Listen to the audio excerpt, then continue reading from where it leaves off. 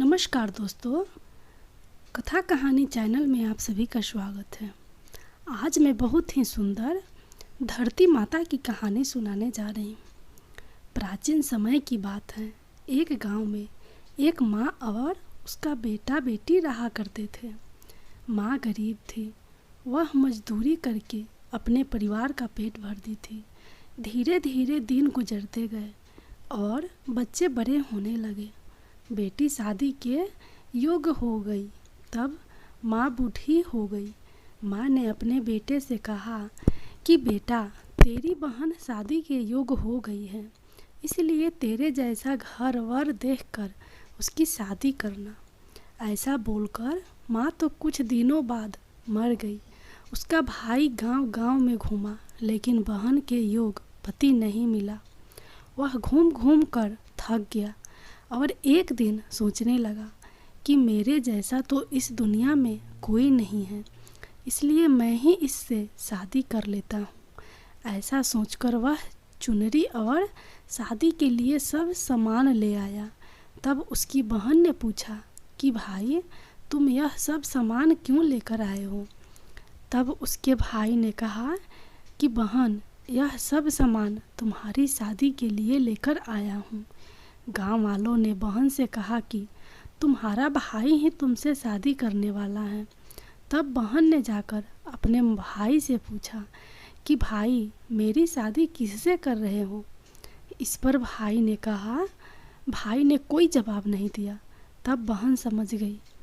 उसने एक लोटे में जल लिया, चुनरी ली और चप्पल पहनकर जंगल की तरफ चली गई।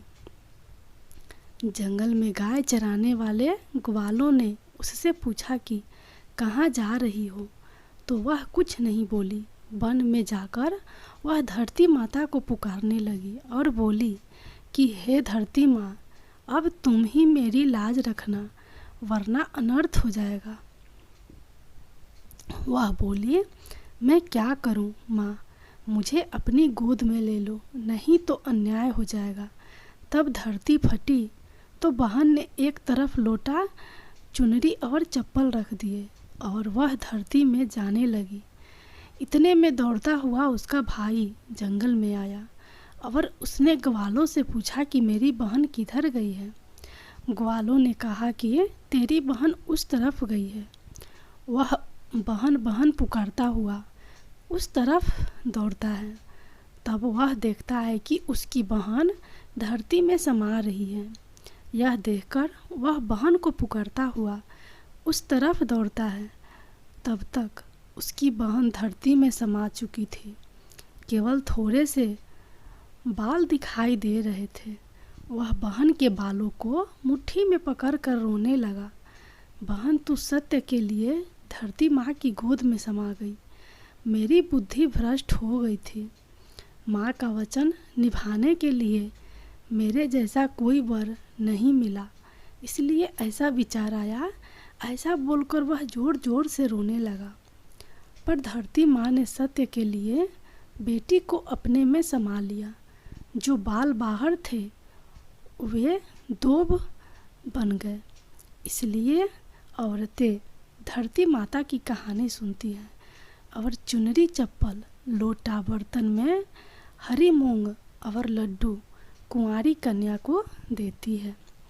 जो भी धरती माता की कहानी सुनता है, धरती माता उसको सुखी रखेगी। हे धरती माता की कहानी कहने, सुनने और हुकार भरने वाले सभी को सुखी रखना। बोलो धरती माता की जय।